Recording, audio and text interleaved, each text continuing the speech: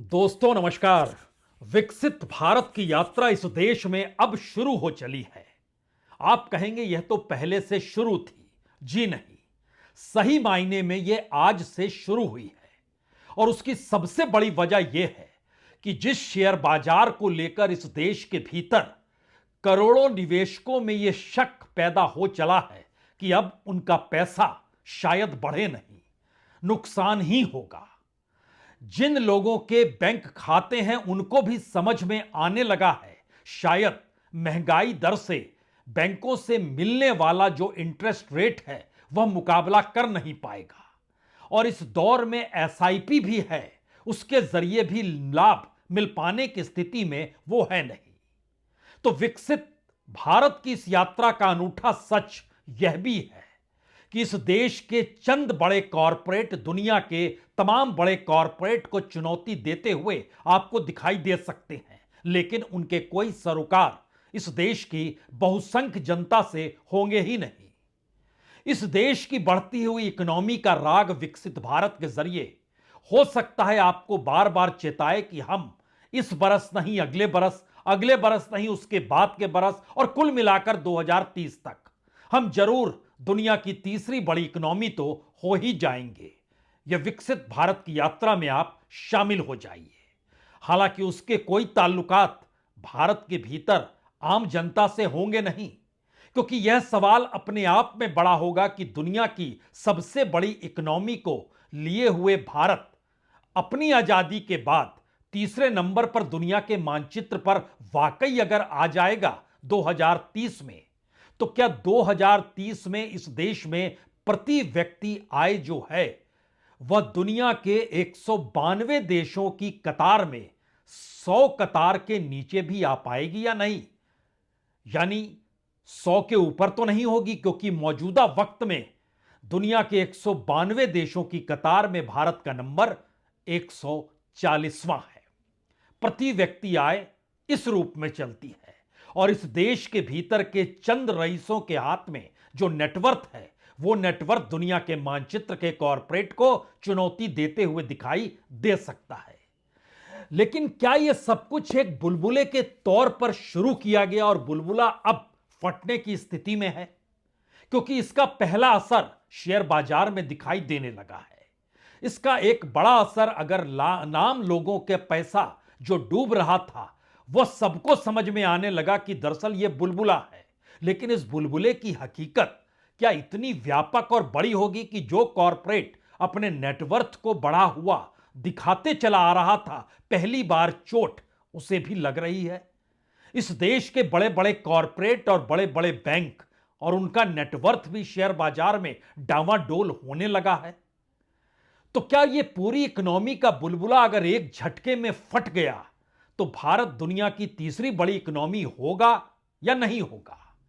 भारत दुनिया के भीतर सबसे बड़े बाजार के तौर पर होगा या नहीं होगा? भारत के भीतर जो पैसे से पैसा कमाने की सोच को रखते थे उनके सामने कैसा संकट आकर खड़ा हो जाएगा? हो सकता है ये तमाम सवाल आपके जहन में जरूर हो, क्योंकि यह पहली बार हो रहा है बीते 10 वर्षों में जब बड़ी बड़ी कंपनियों के शेयर नीचे जा रहे हैं, उनका नेटवर्थ उसी शेयर बाजार में कम हो रहा है। यह पहली बार हो रहा है कि जो बड़ी बड़ी कंपनियों ने दुनिया के बड़े बड़े बैंकों से कर्ज लिया, अब उन बड़े बड़े देशों के बैंकों के सामने यह बड़ी चुनौती है कि आने वाले वक्त में भारत खड़ा कहां पर होगा? वह अमेरिका के साथ खड़ा होगा? तो क्या यूरोपीय यूनियन से जुड़े देश और उनके बैंक भारत के कॉरपोरेट को लोन देंगे या नहीं देंगे? क्योंकि इस देश के भीतर में बड़े कॉरपोरेट्स ने सत्ता के साथ मिलकर दुनिया के अलग अलग हिस्सों में अपने प्रोजेक्ट को फैलाया तो जरूर, लेकिन उसके आश्रय कोई मुनाफा वो कमा नहीं पाए, लेकिन बैंकों से लोन उन्हें मिलता चला गया। और अब दुनिया में जब ट्रेड वार की शुरुआत हो ही चुकी है और फेयर एंड रेसिप्रोकल टैरिफ का जिक्र भारत के प्रधानमंत्री के साथ खड़े होकर अमेरिकी राष्ट्रपति खुल्लम खुल्ला जब ऐलान कर रहे हैं, तो आइए आज उस नब्ज को टटोल लीजिए, जिस नब्ज के आश्रय आप समझ पाएंगे कि दरअसल मौजूदा वक्त में शेयर बाजार क्या वाकई 1 अप्रैल से पहले संभलेगा नहीं, बार बार डामाडोल होगा? क्योंकि इसी बरस 2025 में जनवरी का महीना विदेशी निवेशकों ने तकरीबन 78,000 करोड़ रुपए निकाल लिए और फरवरी के महीने में 25,000 करोड़ रुपया निकाल चुके हैं। यानी 1 लाख करोड़ से ज्यादा की रकम विदेशी निवेशक निकाल चुके हैं।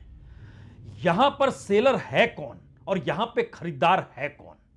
उसके जरिए कितना मैनेज किया जाए, आरबीआई उसमें कितनी मदद करे?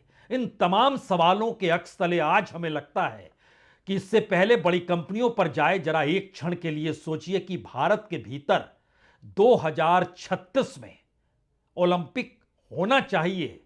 इसका जिक्र अमेरिका के बोस्टन शहर में जाकर इस देश के सबसे बड़े कॉरपोरेट रिलायंस मुकेश अंबानी, उनकी पत्नी नीता अंबानी कर रही है और बता रही है कि क्यों होना चाहिए। तो आज उन्हीं की बात से शुरू किया जाए।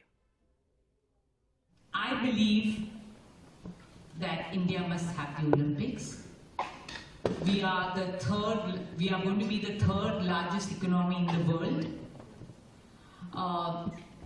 And if you see, in the 10 largest economies of the world, 9 countries have hosted the Olympics. Only India has not. So I find that really odd. I think us Indians, with a population of 1.4 billion Indians, would wish to see Olympics being hosted in our country. It will be our pride to host them. So I think तारीफ तो करनी होगी। प्रधानमंत्री मोदी ने brand ambassador इस देश के सबसे बड़े कॉरपोरेट हाउस की मुकेश अंबानी की पत्नी नीता अंबानी को बनाया है और कॉरपोरेट के आश्रय कैसे ओलंपिक को भी भारत में 2036 में लाने का प्रयास वो कर रही हैं, तारीफ तो करनी होगी। लेकिन उन्होंने जो कहा, इसका मतलब यह है कि दुनिया के टॉप 10 इकोनॉमी वाले देशों में से टॉप 9 के हिस्से में तो ओलंपिक आ चुका है, तो भारत के हिस्से में क्यों नहीं आएगा? उसके दायरे में अमेरिका है, जर्मनी है, जापान है, इटली है, यूके है, कनाडा है, चाइना है, फ्रांस है। इंडिया क्यों नहीं है? कोई भी कहेगा बिल्कुल सही बात है, लेकिन इसका एक दूसरा हिस्सा भी परखिए। जिन दुनिया के टॉप 10 इकोनॉमी का जिक्र हो रहा है और भारत को भी उसके भीतर बताया जा रहा है, भारत में प्रति व्यक्ति आय जो है इन 10 दुनिया के टॉप बड़े इकोनॉमिक देशों की तुलना में या तो 50% है या फिर 5% है। यानी भारत में प्रति व्यक्ति आय से कम दुगनी आय या ज्यादा से ज्यादा 20 गुना आय, यह स्थिति है दुनिया के हिस्से में भारत को लेकर। हम आज उस इकोनॉमी के भीतर उस बहुसंख्य तबके को खड़ा करना ही चाहते हैं, जिसके जरिए यह बात समझ में आ सके कि इस देश की हकीकत क्या है और जिस कॉरपोरेट की धूम उस इकोनॉमी के बुलबुले के आश्रय निकलती चली गई, उसका अनूठा सच क्या है। शेयर बाजार के भीतर रिलायंस के शेयर भी तकरीबन 67,527 करोड़ गिरे। टीसीएस के शेयर भी गिरे तकरीबन 34,991 करोड़। एचडीएफसी के शेयर भी गिरे तकरीबन 28,382 करोड़। आईटीसी के शेयर भी गिरे तकरीबन 25,430 करोड़। इन्फोसिस के शेयर भी गिरे तकरीबन 19,287 करोड़। एसबीआई के शेयर भी गिरे तकरीबन 13,342 करोड़। एचयूएल के शेयर भी गिरे तकरीबन 10,000 करोड़ से कुछ ज्यादा और बजाज फाइनेंस के भी शेयर गिरे तकरीबन 4,230 करोड़। यानी 2 लाख करोड़ से ज्यादा इन टॉप 8 कंपनियों, 10 में से 8 कंपनी, उन 10 देशों को छोड़िए, देश के भीतर के टॉप 10 कंपनियों का हम जिक्र कर रहे हैं, उसमें सिर्फ आईसीआईसीआई और एयरटेल, उसके शेयर बढ़े। एयरटेल के सबसे ज्यादा 22,426 इतने शेयर की रकम नेटवर्थ में बढ़ गई और आईसीआईसी 1,183 करोड़। अब यहां पर एक दूसरा सवाल है, जब बड़ी बड़ी कंपनियां इस दायरे में आकर खड़ी हो चली हैं और आज की तारीख में भी शेयर मार्केट के भीतर का शोर बहुत साफ बतलाता है कि अब बड़ी बड़ी कंपनियों का मैनिपुलेशन इसलिए नहीं चल पाएगा क्योंकि खरीदार है नहीं और बेचने की स्थिति में विदेशी निवेशक खड़ा है। तो मैनिपुलेशन का जो पूरा प्रोसेस था वो शेयर बाजार में थम गया। बुलबुला अभी फूटा नहीं है।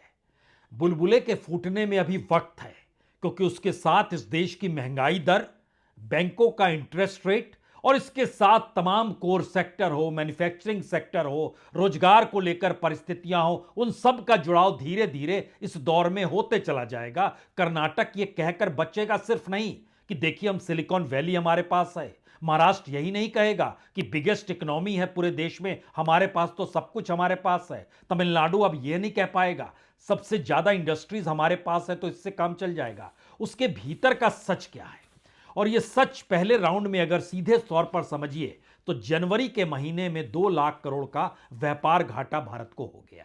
भारत ने जो एक्सपोर्ट किया वो तकरीबन 36.43 बिलियन डॉलर, जो इंपोर्ट किया वो 49.42 बिलियन डॉलर, यानी कुल मिला के 2 लाख करोड़ रुपए व्यापार घाटा भारत का मौजूद है।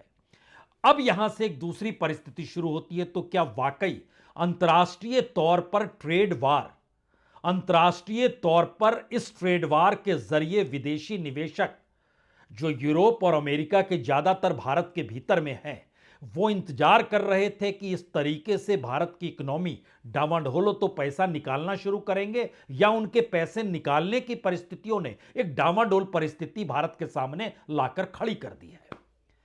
दूसरी बड़ी बात, जिन जिन क्षेत्रों में मुश्किल हो रही है, वो चाहे ऑटो के क्षेत्र में हो या कभी कभी फार्मा के क्षेत्र में भी हो जाती है, कभी कभी एनर्जी के क्षेत्र में हो जाती है, कभी कभी पावर के क्षेत्र में हो जाती है। यह मैसेज है दरअसल उन बड़े निवेशकों का जो भारत में आ रहे थे और यहां उस क्षेत्र की कंपनियों के साथ खड़े होकर पैसा कमा रहे थे। अब उन्हें समझ में आ रहा है कि आने वाले वक्त में मुश्किल होने वाली है। अंबानी के सामने क्या मुश्किल कच्चे तेल को लेकर भी होगी, अंबानी के सामने क्या मुश्किल एलन मस्क के स्टारलिंक को लेकर भी होने वाली है, क्योंकि इस दौर में बड़े कॉरपोरेट्स की कमाई नहीं है लेकिन उनका खर्चा बढ़ गया है। तो इस पूरी परिस्थिति के भीतर अगर मोदी इकोनॉमिक्स के बेस को समझने की कोशिश की जाए तो पहला बेस तो यह समझिए कि इस देश के भीतर सिस्टमेटिकली चीजें प्राइवेटाइज की गई। प्राइवेटाइज के बाद प्राइवेट हाथों में ज्यादा मुनाफा निकलकर आया, उन्होंने अपना मुनाफा बनाया, लेकिन लोगों पर बोझ बढ़ता चला गया। लोगों के पास इस दौर में दूसरा कोई उपाय छोड़ा नहीं गया कि वो अपने पैसे को कहां रखे। बड़े बड़े सेलिब्रिटीज ने बार बार म्यूचुअल फंड से लेकर एसआईपी का खूब प्रचार प्रसार किया, और जिसका जिक्र हमने आपसे शुरू में किया, उसकी टीम ने हमें उस रिपोर्ट को पढ़कर बतलाया कि दरअसल आज ही एसबीआई ने एक जन जन का निवेश जन विकास एसआईपी जारी किया। ऑफिशियल लॉन्च आज ही का। लेकिन महत्वपूर्ण यह नहीं है, महत्वपूर्ण यह है कि पहली बार एक पन्ने का पूरा विज्ञापन दिया गया और उसे विकसित भारत की जर्नी का हिस्सा बनाया गया। उसमें 2 तस्वीरें उभार कर छापी गई, प्रधानमंत्री मोदी की नहीं, एसबीआई के चेयरमैन सीएस शेट्टी की और सेबी की चेयरमैन माधवीपुरी बुच की। माधवीपुरी बुच का कार्यकाल अब 11 दिन से भी कम का बचा है, 10 दिन का बचा है। फरवरी के महीने में उनका टर्म पूरा होगा। सेबी का यह कार्यकाल खास तौर से शेयर बाजार को लेकर कितना विवादास्पद रहा, यह दरअसल सड़क से संसद तक के भीतर बार बार सुनाई दिया, और संसद की कमेटी ने तो उन्हें बुलाना भी चाहा, सरकार ने रोक दिया। यानी संदेह का एक घेरा इस देश में अगर इकोनॉमी से भी जुड़ जाए, और इकोनॉमी के रास्ते में इस देश का बहुसंख्यक तबका, खास तौर से मिडिल क्लास, अगर वो पैसे लगा रहा है और अब उसके सामने संकट आकर खड़ा है कि अब वो पैसा कहां लगाए, बैंक में रखे, एसआईपी के जरिए दे, म्यूचुअल फंड में लगाए, शेयर बाजार रिटर्न कर नहीं रहा है, हर दिन सुबह उठता है तो उसकी सांसें फूली हुई रहती हैं। इन परिस्थितियों के बीच से गुजरते हुए हमें लगता है आज 3 बातों का जिक्र पहले कर लीजिए, तब आप इस पूरे खेल को समझ पाएंगे। पहला खेल तो यह है, बहुत ही सिस्टमेटिक तरीके से नौकरियां दी नहीं गई और प्राइवेटाइजेशन को बढ़ाया गया। मसलन जो सरकारी बैंक इस देश में थे 2014 में, उसमें काम करने वाले लोगों की तादाद 8,30,000 थी। आज की तारीख में वो घटकर 7,30,000 हो गई, यानी 1 लाख लोग बैंकों में काम करने वाले सरकारी बैंकों में कम हो गए। जो रेलवे था, जो सबसे ज्यादा नौकरी देता था, उसमें 2014 में काम करने वाले लोगों की संख्या 13,60,000 थी। आज ये घटकर 12,52,000 हो गई, यानी 1,08,000 रोजगार रेलवे तक में और कम हो गया। इसके ठीक समानांतर जो सार्वजनिक यानी पब्लिक सेक्टर से जुड़ी हुई जो जितनी कंपनियां, जिसको हम लोग पीएसयू कहते हैं, अगर उसको भी समझिए तो उसमें 2014 में काम करने वाले लोगों की तादाद 14,40,000 थी, जो घटकर आज की तारीख में 8,14,000 हो गई है, यानी तकरीबन 6,30,000 कर्मचारी कम हो गए पब्लिक सेक्टर के भीतर में। और पब्लिक सेक्टर का डिविडेंड सरकार बार बार बताने से चूकती नहीं है। इस बार बड़ा फायदा हो गया। बजट में सरकार उसको पैसा देती नहीं, क्योंकि उसे पता है कि पब्लिक सेक्टर जिन जिन क्षेत्रों में काम कर रहा है, जैसे ही अनुकूल परिस्थिति हो उस सेक्टर को सेल कर दिया जाए और वो प्राइवेट हाथों में दे दिया जाए। क्योंकि बैंकिंग प्रणाली भारत के भीतर थी, इस दौर में बड़ी कॉस्टली हो गई। प्राइवेट सेक्टर की स्थिति को एक क्षण के लिए जानिएगा, अगर उसमें कितना एक्सपेंशन हुआ है तो इस बात से समझिए कि लगभग 3,87,000 कर्मचारी 2014 में काम कर रहे थे। आज की तारीख में वहां लगभग 8,74,000 कर्मचारी काम कर रहे हैं, यानी लगभग 5 लाख प्राइवेट सेक्टर के बैंकों में बढ़ोतरी हुई। इसी तरीके से इस देश में प्राइवेट सेक्टर के भीतर बढ़ोतरी होती चली गई। यहां पर एक दूसरा सवाल और पूछना चाहिए। इस देश की बहुसंख्य जनता उस प्राइवेट नौकरी को पाने के लिए जो एजुकेशन चाहिए, उस एजुकेशन के लिए जो फीस देनी पड़ती है और जो महंगी शिक्षा है, उसको दे पाने की स्थिति में वो है नहीं। इसीलिए वो तैयारी पब्लिक सर्विस कमीशन का करती है। वो चाहती है सरकारी नौकरी मिल जाए, किसी भी तरीके से मिल जाए। इसकी हमको लगता है एक तस्वीर आपको देखनी चाहिए। यह तस्वीर बिहार की है। बीपीएससी की परीक्षा रद्द कीजिए, गड़बड़ी हुई है, उसको दोबारा से लीजिए। और एक दो नहीं, ये रेला हो सकता है आपको भ्रम पैदा करे कि ये रेला पटना का है कि इलाहाबाद का है। जी नहीं, ये पटना का है। पटना के भीतर हाथों में तख्तियां लेकर और युवा तबका, मिडिल क्लास का तबका, जिसकी तादाद भारत में सबसे ज्यादा है, उसको कैसे दरकिनार एक झटके में कर दिया गया और पूरी की पूरी इकोनॉमी को उस सिस्टम के अनुकूल कर दिया गया जहां पर प्राइवेट चीजें ही तय इस देश के लिए किए जाने लगी। तो इस दृश्य को देख लीजिए, तब इस फ्रस्ट्रेशन और एजुकेशन और बाकी सेक्टर को आप समझ पाएंगे।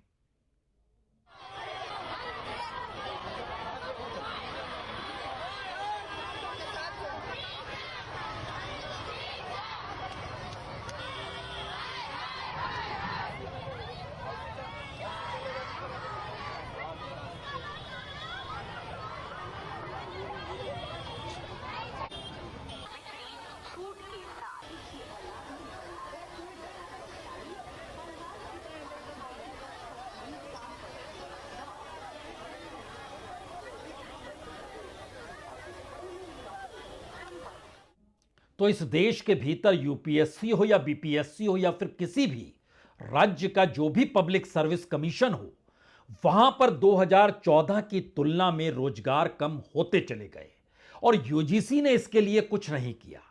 यानी इस देश के बहुसंख्य तबके की कमाई को लेकर कोई रास्ता सरकार नहीं खोजेगी। इस देश के बड़े कॉरपोरेट के सामने कोई रास्ता नहीं खोजा जा रहा है।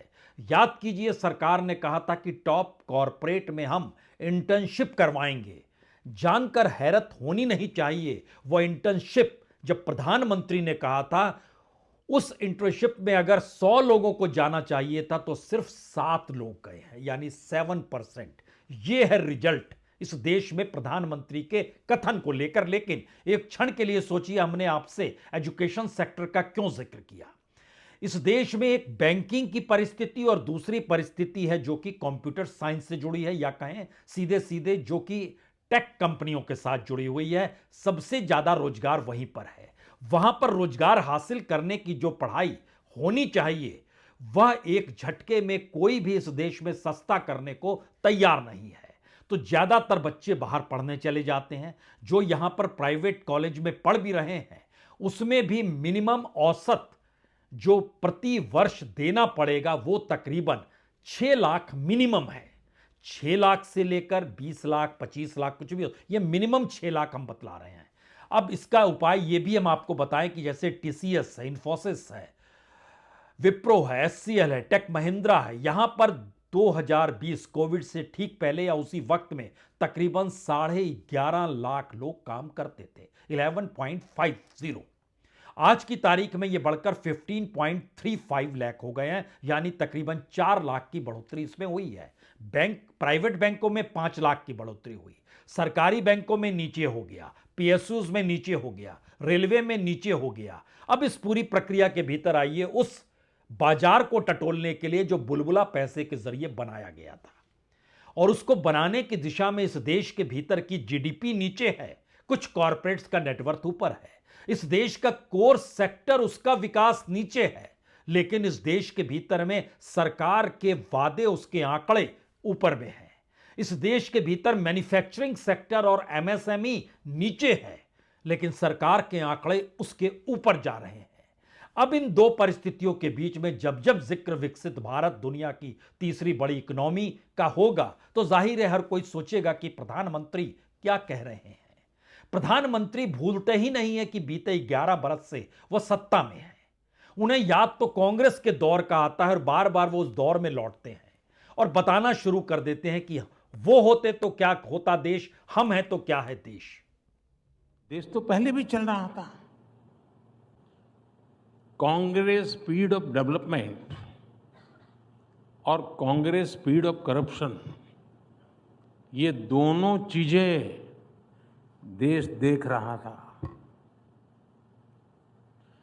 अगर वही जारी रहता तो क्या होता।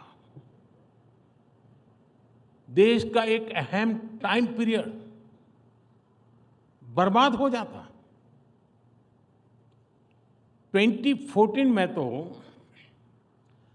कांग्रेस सरकार ये लक्ष्य लेकर चल रही थी कि 2044, यानी 2014 में वो सोचते थे और उनका डिक्लेयर टारगेट था कि 2044 तक भारत को 11th से 3rd लार्जेस्ट इकोनॉमी बनाएंगे।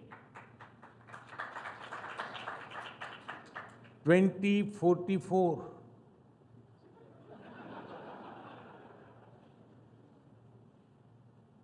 यानी 30 साल का टाइम पीरियड था। ये था कांग्रेस का स्पीड ऑफ डेवलपमेंट। और विकसित भारत का स्पीड ऑफ डेवलपमेंट क्या होता है ये भी आप देख रहे हैं। सिर्फ एक दशक में भारत टॉप 5 इकोनॉमी में आ गया।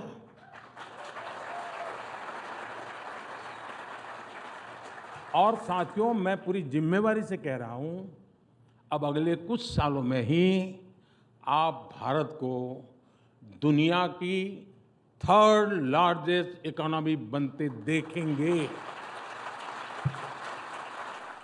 पता नहीं आपने ध्यान दिया या नहीं दिया, इससे पहले प्रधानमंत्री अक्सर जिक्र कर देते थे कि अगले साल हम तीसरी बड़ी इकोनॉमी हो जाएंगे।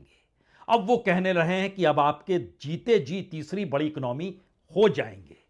चलिए इंतजार उसका भी किया जाए, लेकिन मौजूदा वक्त का वह बुलबुला इतना बड़ा क्यों हो गया और मौजूदा वक्त में वह बुलबुला कैसे फट सकता है और इसका असर शेयर बाजार पर कैसे आ रहा है और कैसे हो सकता है, इसके लिए बहुत ज्यादा रॉकेट साइंस की जरूरत होती नहीं है। समझना यह होगा कि दुनिया के भीतर भारत की मौजूदगी एक बाजार के तौर पर भी है और उस बाजार को बनाने की एवज में भारत के कॉरपोरेट और उनके प्रोडक्ट को दुनिया के दूसरे बाजारों में स्थापित करने की भी बीते 10 बरस से रही, जो कि प्रधानमंत्री ने खुलकर इस देश के चंद सहयोगी साथी कॉरपोरेट को दुनिया की अलग अलग जगह स्थापित किया। यह अलग मसला है कि इस दौर में मुश्किल आने लगी, लेकिन मुश्किल से बड़ी मुश्किल आकर खड़ी हो गई। यह सवाल यह नहीं कि बांग्लादेश और श्रीलंका में अडानीज प्रोजेक्ट सिमट गया। सवाल यह है कि पहली बार अगर ट्रेड वार है तो दुनिया के भीतर आप कहां पर खड़े हैं, यानी भारत कहां पर खड़ा है, और प्रधानमंत्री किस देश के साथ खड़े होकर किस इकोनॉमिक लकीर को खींचना चाहते हैं, जिसके जरिए इस देश के कॉरपोरेट भी उस देश के साथ संबंध प्रगाढ़ कर सके और बिजनेस को चमका सके, उसके आश्रय उस क्षेत्र से जुड़े हुए या फिर उस देश की दूसरी कंपनियां भारत के भीतर निवेश करके एक बड़ा कैनवास बनाने की दिशा में बढ़ जाएं। अगर इस दौर में ट्रेड वार चाइना और अमेरिका का दिखाई दे रहा है और उसमें भारत को चाइना या अमेरिका किसके साथ खड़ा है यह स्थिति आ चुकी है, तो दूसरी तरफ चीन और रशिया करीब है। भारत रशिया और अमेरिका के बीच कहां पर खड़ा है यह भी तय होना है। चीन के संबंध ब्रिक्स के जरिए ईरान, सऊदी अरब, ब्राजील सबके साथ जाते हैं और वो एक नई दृष्टि को सोच रहा है और ब्रिक्स को डेड करने की स्थिति में अमेरिका खड़ा है। तो व्यापारिक रिश्ते जो कल तक सीमा देखते नहीं थे, अब उन्हें पहली बार उस बाउंड्रीज को देखना है जो अलग अलग कंट्रियों को बांटती है, क्योंकि यही नई ट्रेड वार की परिस्थिति एक नए संबंधों को जन्म देने की दिशा में बढ़ रही है। और शायद यह परिस्थिति इससे पहले ना तो कोल्ड वार के दौर में थी और ना ही भारत ने जब गुटनिरपेक्ष आंदोलन बनाया उस दौर में थी, क्योंकि उस दौर में सामरिक परिस्थितियां महत्वपूर्ण थी, युद्ध की परिस्थितियां मजबूत थी।